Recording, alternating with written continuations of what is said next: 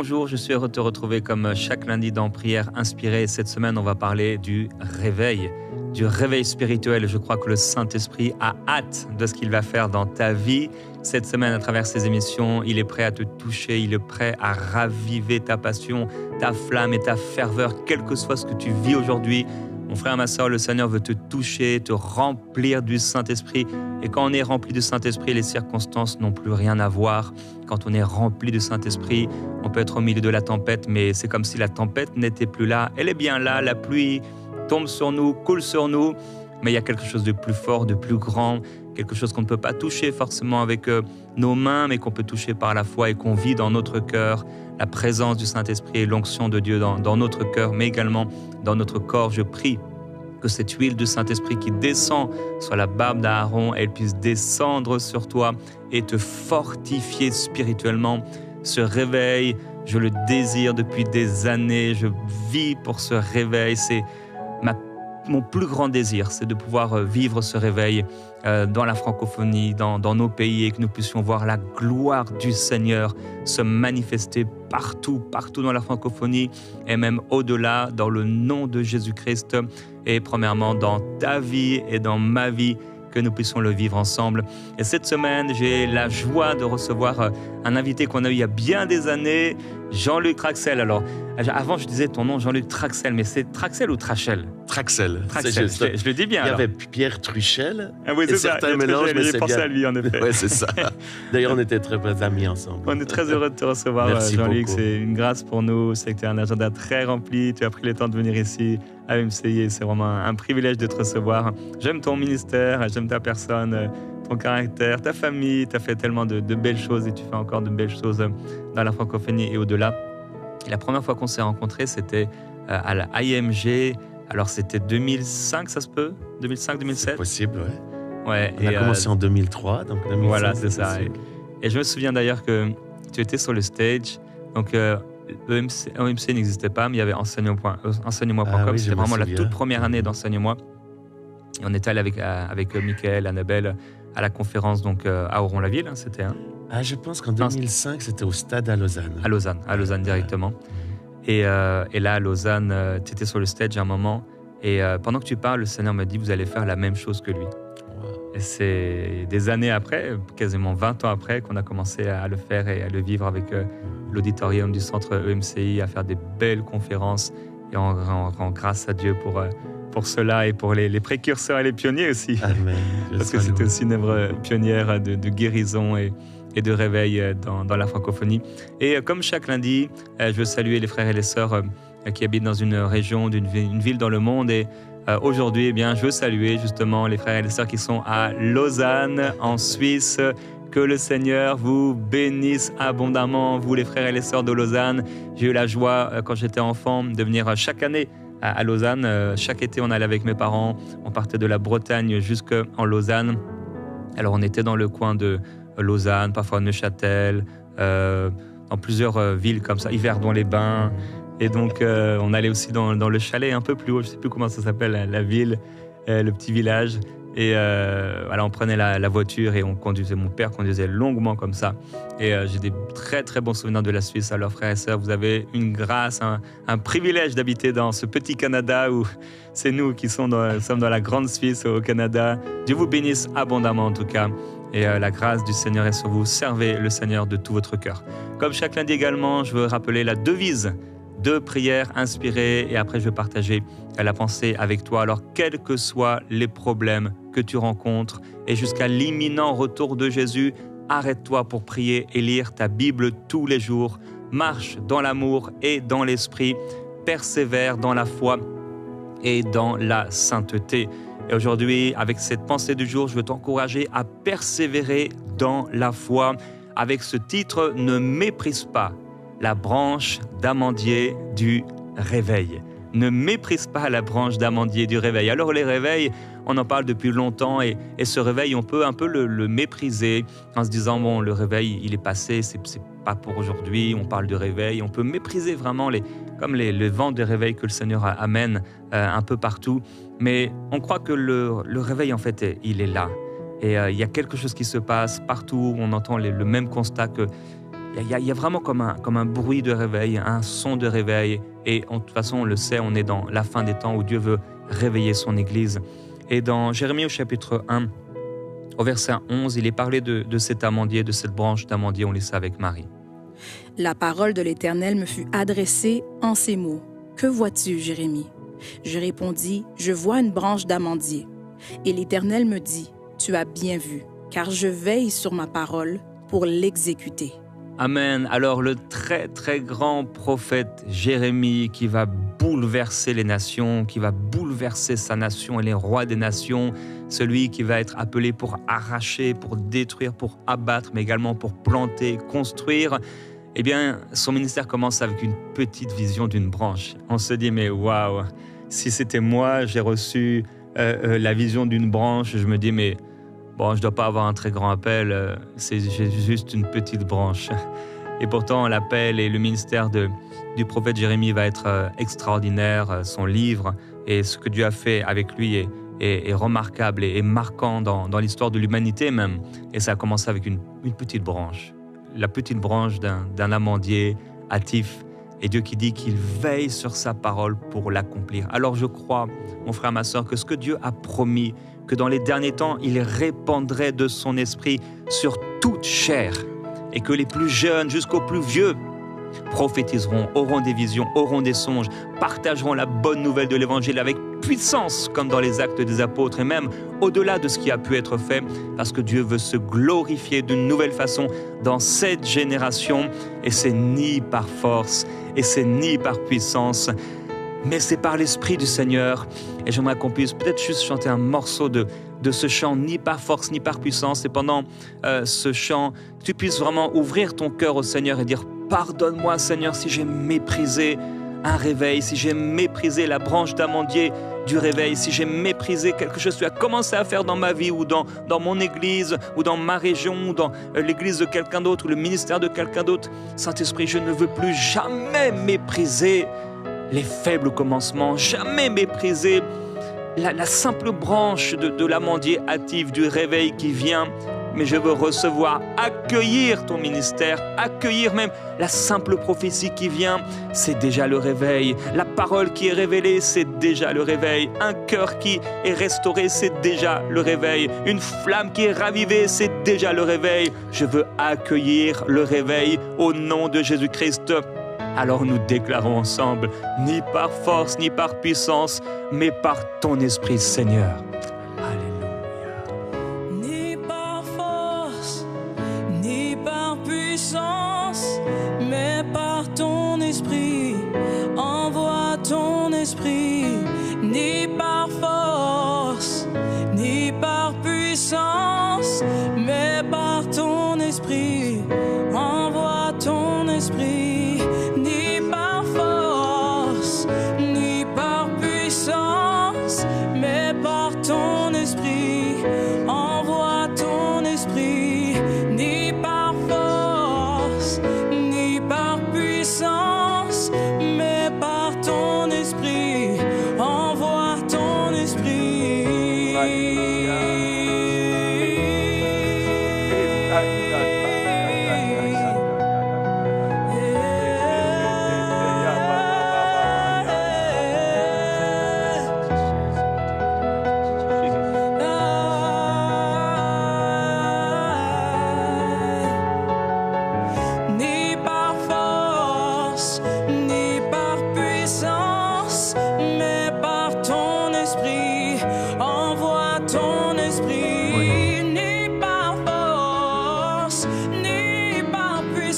Alléluia.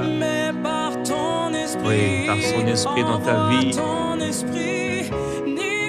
Son esprit est sur toi. Son esprit vient sur toi. Son esprit descend sur toi. Et son esprit te remplit. Alléluia. Merci Seigneur. Alléluia. Alors nous sommes en train de parler des faibles commencements, des petits commencements. Et avec toi Jean-Luc, dans l'encouragement du jour, tu vas nous partager le petit commencement d'un puissant réveil. Et je te laisse la parole. Merci beaucoup, Jérémie. La présence de Dieu est magnifique dans cet endroit.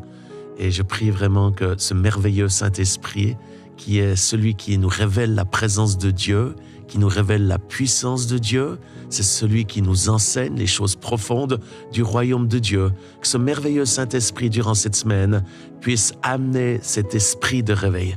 Parce que l'esprit de réveil, c'est le Saint-Esprit.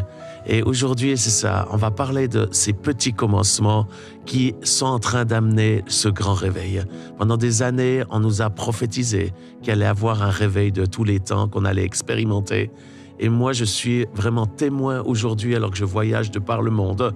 Je suis venu à cette émission pour vraiment vous dire, et je sais que vous le vivez ici aussi, mais un peu partout, il y a un souffle nouveau du Saint-Esprit.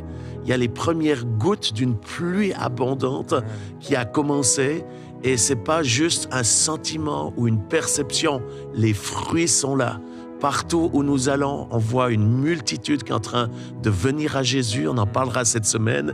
Les fruits, c'est pas juste pour un réveil personnel, combien même ça débute par ta propre vie, où Dieu veut d'abord te réveiller. Il veut te saisir par ce feu du Saint-Esprit, et c'est un feu qui va être dévorant, qui va se déployer. On va parler de ce feu cette semaine, mais une chose est certaine, c'est que ça débute d'une façon petite, parce que c'est des principes du royaume de Dieu.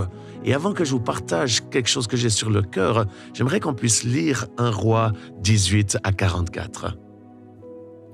À la 7e fois, il dit: voici un petit nuage qui s'élève de la mer et qui est comme la paume de la main d'un homme.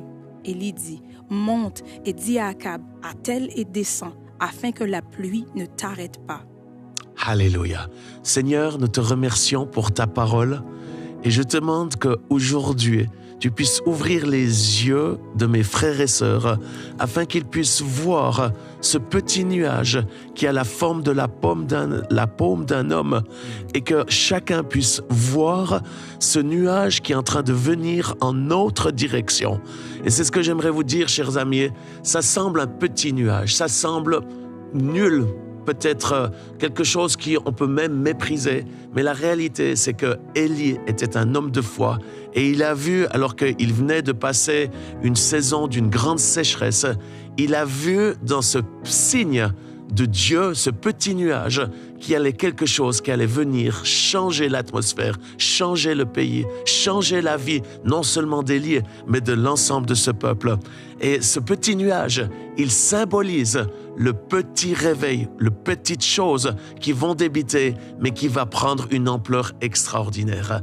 Et c'est ce que j'aimerais vous partager aujourd'hui. C'est que, alors que je voyage de par le monde, je vis en Suisse, c'est qu'on voit ce petit nuage de loin. Et si on apprécie, on regarde ce que Dieu est en train de faire et qu'on honore ces petits commencements, Dieu va permettre que ce nuage va venir en notre direction. J'aimerais t'encourager, chers amis, à ouvrir ton cœur et à permettre à ce souffle de Dieu qui au fait est en train de souffler sur le petit nuage. Et la bonne nouvelle, c'est que ce petit nuage est en train de venir dans ta direction. Il est en train de venir sur ton église. Il est en train de venir dans la direction de ton propre pays. Et je t'encourage à être comme Élie, qui avait une foi à ce grand Dieu, qui d'ailleurs on en parlera cette semaine, où il a invoqué le Dieu qui a répondu par le feu. Et ce petit nuage, il s'est approché et il est devenu de plus en plus grand. Et j'aimerais te dire, ce petit nuage, il n'est pas vraiment un petit nuage. C'est un nuage grandiose, glorieux, qui vient du ciel et qui va venir sur ta vie et qui va déployer une pluie abondante pour arroser ton cœur, ton esprit sec, mais surtout qui va arroser ton pays et ta région pour un réveil sans précédent. J'aimerais te dire une chose, c'est on est au début du plus grand réveil de l'histoire. Les prophètes l'avaient dit, ils nous l'avaient dit, ça avait été écrit, ça a été enregistré. On peut écouter les prophéties de Bob Jones, Jim Gould et de nombreux autres prophètes. Mais aujourd'hui, la bonne nouvelle, c'est qu'il y a quelque chose qui a débuté. Et j'aimerais vraiment vous inviter à vous ouvrir et à être comme Siméon. Et d'ailleurs, c'est ce que Dieu m'a dit l'année passée, alors que j'étais en Australie, à Melbourne, au milieu d'un réveil qui a débuté la même chose, petit, mais qui est en train de grandir avec des milliers de personnes personnes dans l'endroit même où 100 ans auparavant, il y avait ce grand réveil de Melbourne avec Smith Wigglesworth et Aimé Semple McPherson. Et selon les récits historiques, il y avait plus d'1,5 million de personnes qui ont été impactées alors que la ville n'était pas si grande à cette période. Et c'est dans cet endroit-là que je me retrouve 100 ans plus tard. La gloire de Dieu est là. Des milliers de personnes, des gens font la queue dehors, ne pouvant pas rentrer. Et je suis par terre. Je dois prêcher, mais je suis touché par Dieu. Et comme Jérémie, tu le disais, on vit pour le réveil. On est une génération. Personnellement, je sais, je suis né pour le réveil et je ne mourrai pas sans voir le réveil. Et je suis reconnaissant à mon Dieu, à notre Seigneur, pour cette grâce qu'il nous fait de pouvoir non seulement aujourd'hui voir les premiers débuts, les premiers commencements qui sont peut-être petits, qui sont peut-être insignifiants, mais la réalité, moi je vois dans ces petites choses qui sont hors du commun, qu'on est en train de vivre, qu'il y a quelque chose de grandiose qui est en train d'arriver. Et c'est là que j'étais sur le sol à Melbourne, en train de remercier Dieu pour ses premiers commencements. Pour certains dire des milliers de personnes, la gloire de Dieu, des guérisons, c'est extraordinaire, ça l'est, mais c'est juste le début. Et je disais, Seigneur, 1000 merci de pouvoir faire partie de ceci. Il me dit, Jean-Luc, il faut que tu fasses une école de réveil pour former le peuple de Dieu, pour pouvoir accueillir ce que j'ai commencé de faire. Ça débute petit, mais ça va être grand. Et le Seigneur me dit, Jean-Luc, le problème c'est que j'ai déjà envoyé un réveil. J'habite en Suisse, mon cœur brûle pour l'Europe, la francophonie, quand bien même je voyage de par le monde. Cette année, j'ai eu l'occasion de voir vraiment la foule en Thaïlande. Il y a le Seigneur en train d'ouvrir ce pays qui est bouddhiste, qui est fermé, mais les portes sont en train de s'ouvrir et c'est la multitude. On vient d'avoir dans une des régions, pour les baptêmes du dimanche, baptême d'eau, 3,5 km de personnes qui faisaient la queue pour se faire baptiser. Vous allez sur mes réseaux sociaux, vous allez voir ceci. C'est juste incroyable. À Singapour, dans d'autres pays, je reviens de l'Indonésie, le pays qui a une religion qui n'est pas la même que la nôtre, où il y a beaucoup de persécutions, et on a loué le stade, la gloire de Dieu. C'est des milliers de personnes qui se convertissent. Alors là, je parle de l'Asie pour dire que mon cœur brûle comme pour Dieu, pour l'ensemble du continent, du globe, pardon. Mon cœur brûle surtout pour l'Europe. Et aujourd'hui, je vois ces débuts. En Allemagne, au Portugal, en Suisse, en France, des milliers de personnes qui sont là, qui sont en train d'être touchées. Et le Seigneur me disait, mais j'avais déjà commencé ceci dans le passé et j'ai dû régulièrement arrêter ce réveil que j'ai commencé. Je disais, Seigneur, comment c'est possible? Il me dit, tu sais, Jean-Luc, il y a 2 choses principales pour lesquelles les gens ont commencé à maudire ce que j'ai commencé de faire. La première des choses, c'est qu'on a tous dans notre tête, parce que par les récits qu'on a lus, qu'on a entendus, on a une certaine image d'un réveil qui va être de cette façon. Et la réalité, c'est qu'aujourd'hui, Dieu veut faire quelque chose de nouveau. Il est en train de faire quelque chose de nouveau qui ne va pas ressembler au réveil du passé. Combien même, je crois ceci, que le réveil qui est en train de venir, ça va être des flavors, des ingrédients de tous ces réveils de Finney, de Wesley, de l'ensemble de ces réveils qui vont en faire cette manifestation glorieuse de Dieu et où Jésus va revenir très, très, très bientôt. Et c'est là que le Seigneur me disait, parce qu'on pense que le réveil va être de cette façon, et moi j'ai commencé ce réveil et il se manifeste de cette façon, et bien on dit, ah non, ça c'est pas de Dieu, parce que le réveil doit être de cette façon. J'aimerais te dire, ouvre-toi à l'action de Dieu et pas à ce que toi tu désires, parce que Dieu va te surprendre, il va nous surprendre, et il le fait déjà maintenant. Déjà, une des choses qui change, je discutais de ceci hier, aujourd'hui c'est pas un homme de Dieu, la star qui vient dans une région ou dans une ville, et puis qui fait quelque chose de glorieux, qui glorifie Dieu, qui part et tout s'arrête. Non, aujourd'hui, il y a un travail qui est en train de se faire dans l'unité entre des différents ministères, les 5 ministères qui travaillent ensemble dans la complémentarité, et où ce réveil, c'est pas un homme ou une femme, mais ce réveil, c'est toi, tes frères et sœurs, ta famille qui est touchée par l'Esprit de Dieu et qui va être acteur de ce que Dieu est en train de faire. Et il me disait la deuxième des choses, qui est la chose principale, c'est les personnes maudissent que je commence parce que tout le monde veut le grand réveil, mais ne veulent pas les petits commencements du réveil.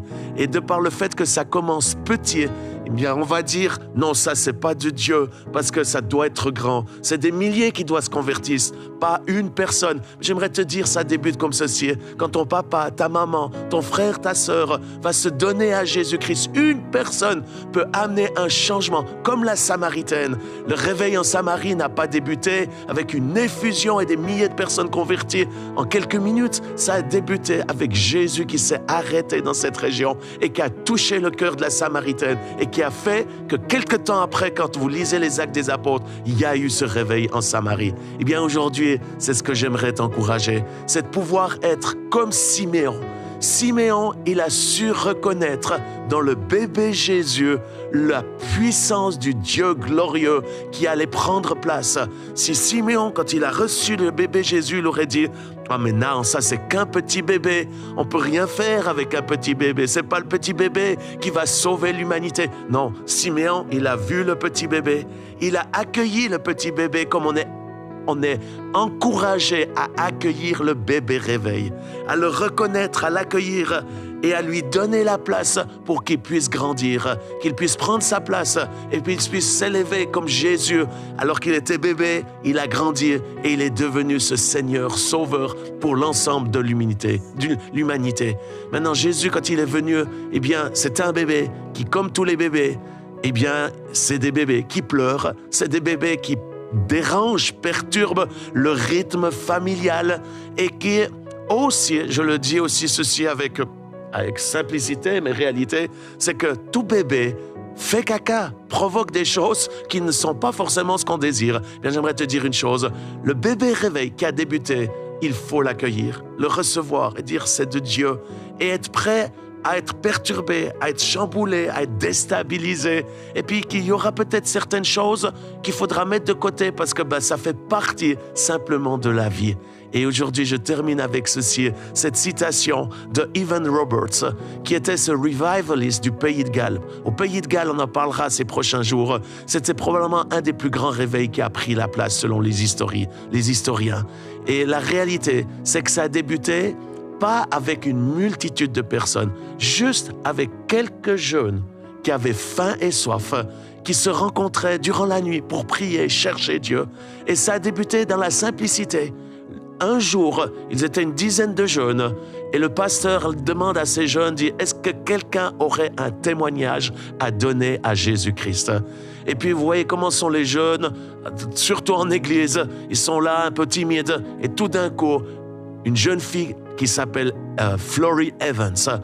Elle s'est levée, elle a dit, moi j'ai un témoignage et j'aimerais le dire. Il est tout simple, mais la réalité c'est que ce petit témoignage mais glorieux, a déclenché le réveil qui a débuté. Elle s'est levée, elle a dit, moi j'aime Jésus de tout mon cœur. Au moment où elle a dit ceci, le ciel s'est ouvert, le Saint-Esprit est descendu sur ces jeunes qui ont été baptisés du Saint-Esprit. Et c'est là qu'a débuté ce réveil. Ça a débuté petit. Et c'est des milliers de personnes qui venaient pour les réunions de prière. Ce réveil n'a pas stoppé pendant 18 mois. 100 000 personnes se sont converties, alors que c'était un endroit les plus dangereux, les plus terrifiants en Europe, avec tellement de ténèbres. Et Evan Roberts disait ceci, ne méprisez jamais les débuts humbles, car tout grand réveil commence souvent par un simple pas de foi. Alléluia. Amen. Alors on va prier ensemble. Merci beaucoup Jean-Luc. On va accueillir ensemble cet esprit de réveil dans nos vies. Saint-Esprit, nous voulons te remercier parce que tu viens nous encourager aujourd'hui à ne pas mépriser ces faibles commencements, à ne pas mépriser les choses que tu fais, à ne pas mépriser tes actions et tes œuvres parce que tu veux encore faire de plus grandes œuvres. Comme tu m'as dit, Seigneur, il y a quelques mois, de ne pas nous arrêter à ce que tu as déjà fait, comme si tu ne pouvais pas faire de plus grandes choses encore. Père, nous croyons que tu peux faire de plus grandes choses encore. Alléluia. Saint-Esprit, nous croyons que tu peux faire de plus grandes choses encore. Et tu veux voir nos cœurs. Est-ce que nos cœurs sont disposés? Est-ce que nos cœurs sont doux? Est-ce que nos cœurs sont tendres pour recevoir ton action et pour t'aimer vraiment? Ô merveilleux Jésus-Christ, nous Alléluia. t'aimons Seigneur et nous voulons tout recevoir de toi et ne rien mettre de côté. Merveilleux Saint-Esprit, nous t'accueillons, tu es le bienvenu et nous honorons ta présence. Viens agir Saint-Esprit et viens dans nos cœurs, viens dans nos maisons. Viens Saint-Esprit, pour mon frère, pour ma sœur, qu'il soit rempli de toi, de ta douce présence, de ta merveilleuse présence, de ta glorieuse présence. J'appelle ta gloire, Seigneur, dans le cœur de mon frère, dans le cœur de ma sœur, au nom de Jésus-Christ. Alléluia. Merci, Seigneur.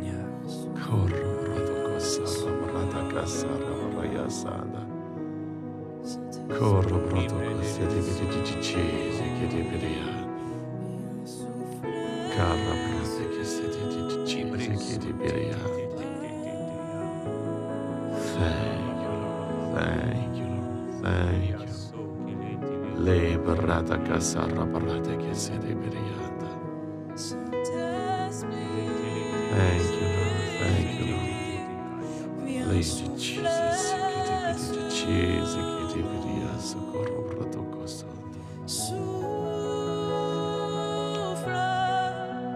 Viens souffler sur nous, Amen. Saint-Esprit. Alléluia. Viens souffler sur nous. Alléluia. Souffle, viens souffler sur nous. Alléluia. Saint-Esprit, Corroborande sede beria sarabaraya sanda. viens souffler sur nous. Alléluia. Alléluia. Je sens très très fort à ce moment alors qu'on est en train de chanter ce chant. Saint-Esprit vient souffler sur nous. C'est exactement ce que le Saint-Esprit est en train de faire sur ta vie. Le souffle de Dieu, le souffle du Dieu Tout-Puissant, ce souffle du ciel en train de venir sur toi. Parce qu'en fait, le petit nuage, il est dans ton cœur. Il n'est pas à l'extérieur, il est dans ta vie, ce petit nuage. Ce petit nuage qui porte la gloire de Dieu. Ce petit nuage qui porte le réveil. Il est là dans ta vie. Et le souffle de Dieu est en train de venir sur ton esprit, sur ton cœur, qui va faire que ce nuage va grandir, va prendre de l'ampleur et manifester la gloire de Dieu. Alors maintenant que le souffle de Dieu envahisse ta vie, envahisse ton cœur, envahisse ton esprit, que ton esprit puisse être réveillé par ce souffle qui est en train de prendre forme et qui vient comme un vent tempétueux, un vent glorieux comme le jour de la Pentecôte est en train de venir souffler sur ce petit nuage. Alléluia. Alléluia.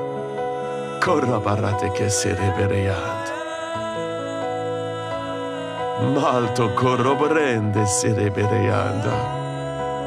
Lendi di Nous accueillons le vent de l'Esprit, nous accueillons le vent de la gloire de Jésus-Christ, nous accueillons le Saint-Esprit dans nos vies et dans nos cœurs. Merveilleux Saint-Esprit, viens tout chambouler. Amen. Merveilleux Saint-Esprit, viens amener l'ordre divin dans nos vies, dans nos cœurs, dans nos programmes, dans nos agendas, dans nos journées, dans nos nuits. Merveilleux Saint-Esprit, toi seul peux le faire, toi seul peux changer nos cœurs, toi seul peux nous rendre purs pour Dieu, toi seul peux faire de nos cœurs une offrande pure pour le Seigneur, utilisable pour toi, Seigneur Jésus-Christ. Merveilleux Saint-Esprit, merci parce que tu es un esprit de réveil, un esprit de gloire, un esprit de vie, un esprit de résurrection, et nous t'accueillons ensemble. Et Père, pendant cette semaine, pendant que mes frères, mes sœurs vont nous rejoindre chaque jour, viens les toucher, viens souffler sur eux, viens les remplir tout à nouveau. Nous venons avec foi et avec expectative pour cette semaine qui vient. Viens, Saint-Esprit, tu vas nous toucher. Oh, tu vas raviver la flamme et tu vas réveiller notre esprit pour ta gloire, merveilleux Jésus. Nous te glorifions, Seigneur, et nous t'adorons. Merci, Seigneur. Alléluia.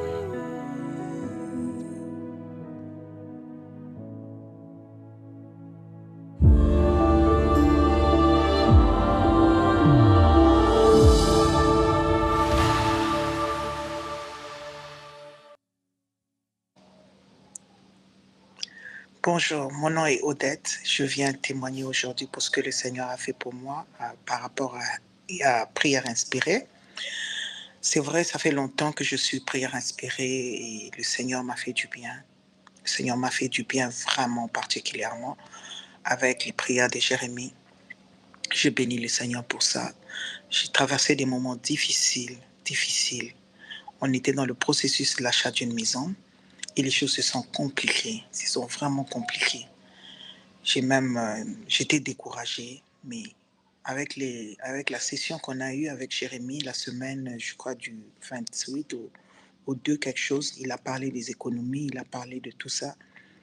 Et le Seigneur m'a parlé directement parce qu'on dit parle tantôt d'une manière, tantôt d'une autre. Il a dit quelque chose et c'était pour moi. Quand il a parlé des économies, il faut économiser, il faut acheter. J'étais déjà désespérée, on savait qu'on a perdu notre maison, mais le Seigneur a fait grâce. On a fini par nous accepter et c'est vraiment extraordinaire. Le jour où il a dit, cette maison t'appartient, ma fille, j'étais avec ma fille m'a dit, what, maman, mais tu as parlé avec lui? J'ai dit, non, je n'ai pas parlé avec lui, c'est le Seigneur qui parle. Elle était comme, waouh, comment il sait ça? J'ai dit, oui, c'est le Saint-Esprit quand il parle à travers quelqu'un. Et le lendemain, le Seigneur nous a fait grâce, on a signé.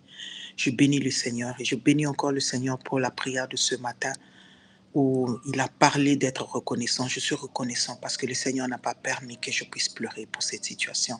Je suis reconnaissant pour EMCI TV. Continuez à faire le travail que Dieu vous a donné. Que Dieu vous bénisse. Que Dieu bénisse tous les partenaires de EMCI TV. Que Dieu bénisse Jérémie Sautril, sa femme Annabelle et son enfant. Que Dieu bénisse tout le monde, Michael, Franck, Gordon, tout le monde, Atoms. Que Dieu vous bénisse. Je vous aime beaucoup. Odette. Merci à tous nos précieux partenaires grâce auxquels cette émission a pu être réalisée.